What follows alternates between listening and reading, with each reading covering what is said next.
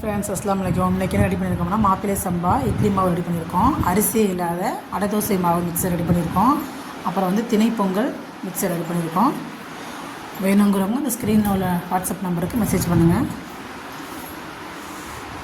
மாப்பிள்ளை சம்பா இட்லி இந்த ஊற்றிருக்கோம் பாருங்கள், சூப்பராக பொசு இருக்கும்.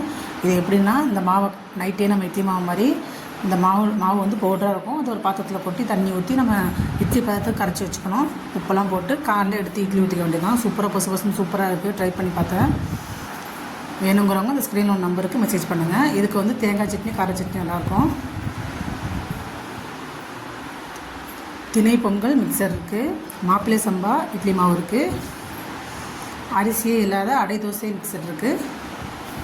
இது எப்படி கலக்கணுங்கிறத சொல்கிறேன் பாருங்கள். ஒரு டம்ளருக்கு வந்து 5 இட்லி வரும். இதில் நான் 2 டம்ளர் போட்டிருக்கேன். 10 இட்லி வர மாதிரி போட்டிருக்கேன்.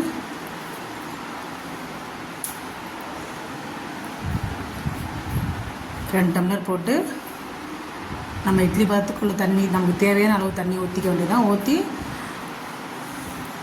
தண்ணி கம்மியாக ஊற்றினா அடையாகவும் ஊற்றிக்கலாம், இட்லியும் ஊற்றிக்கலாம். நமக்கு தேவையான அளவு தண்ணி ஊற்றி மிக்ஸ் பண்ணிக்க வேண்டியதான். பண்ணி வச்சு பாருங்கள். இது வந்து அடைப்பதம். இன்னும் தண்ணி ஊற்றினோம்னா இட்லி பதம் வந்துடும்.